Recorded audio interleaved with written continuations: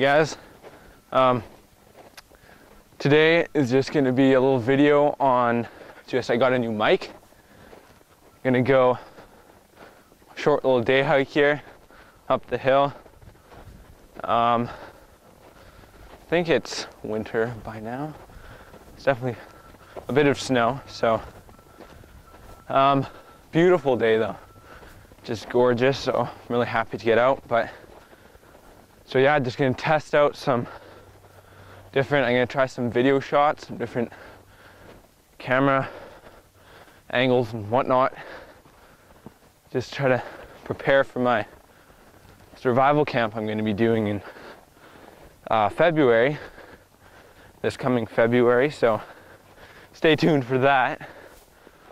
Yeah, just gonna go up, find a place to just kind of sit down, have a bit of a snack, warm drink, head back down.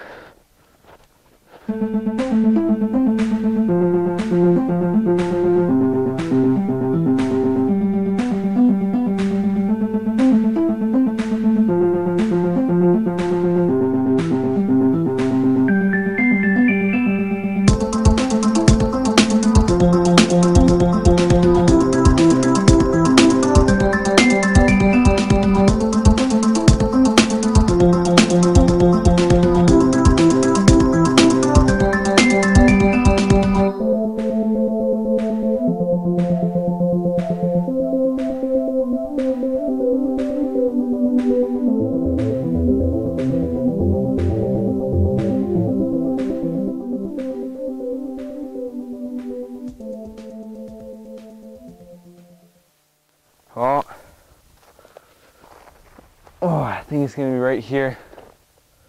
I'm gonna set up my little fire, have a little nice warm drink. Oh man, it's just nice to listen sometimes. Just there's so much going on.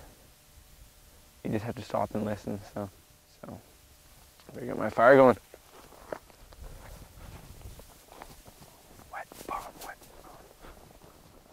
Okay, so now you can see I've got everything set up. I've got,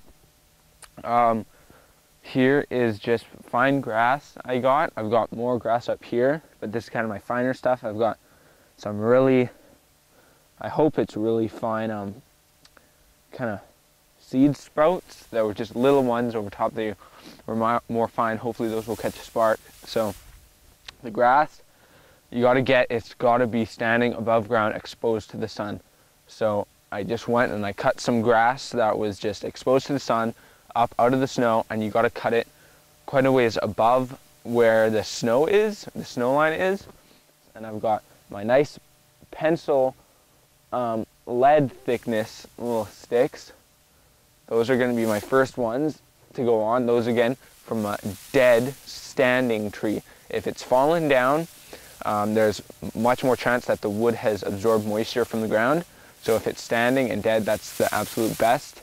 So my smallest kindling and my a little bit bigger, maybe like pencil thickness kindling, those were all both from standing dead trees.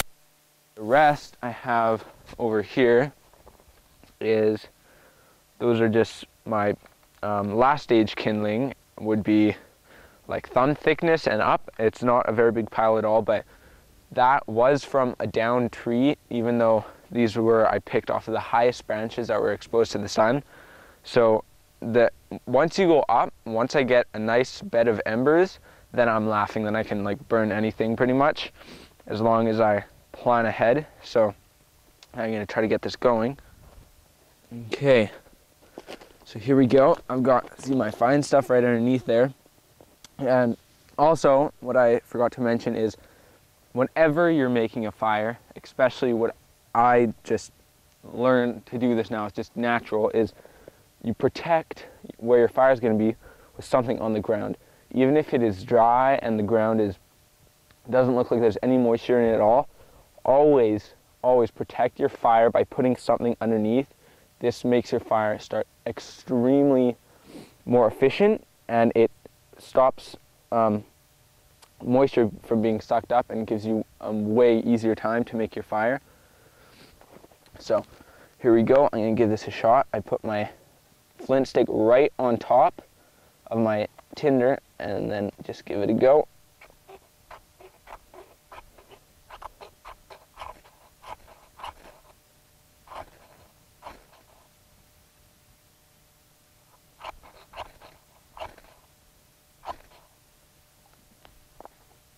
Oh, dang it. Put it out by this little striker. I don't actually use this. I don't know I have it, but it was going. Just reposition this stuff now.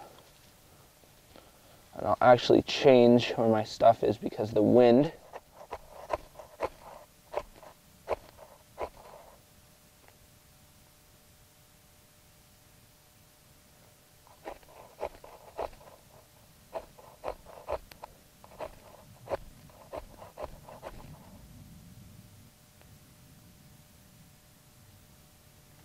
Oh, there we go. So now I put my materials away so I don't lose them.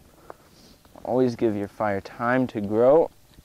You don't want to suffocate it. So, and then I'm using the backboard technique again, so the fire gets space underneath the fire. So there's space in here, and if I really do need to, if it is suffocating, I can lift up the backboard.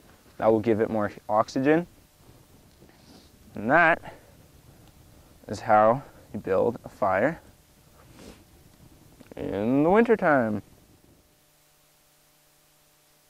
Sorry guys, I forgot to show you. This here is what I use for my finest tinder.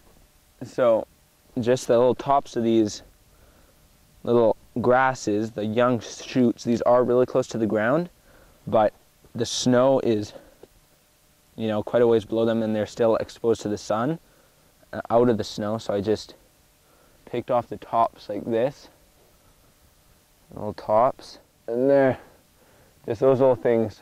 So I don't know what this plant is called exactly. I didn't know that it was a good tinder, but you, as Les Stroud says, you've got to memorize characteristics about a good tinder, not names.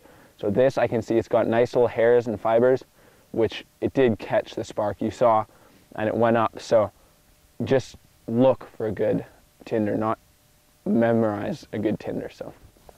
So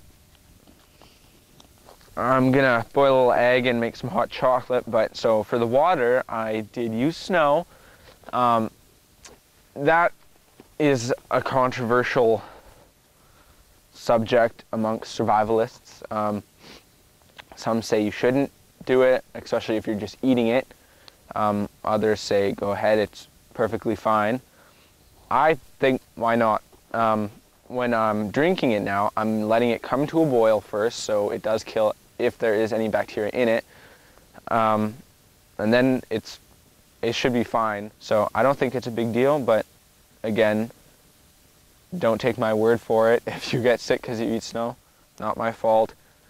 Disclaimer there for you. Yeah, you got to know what's right for you. So water's ready for my egg.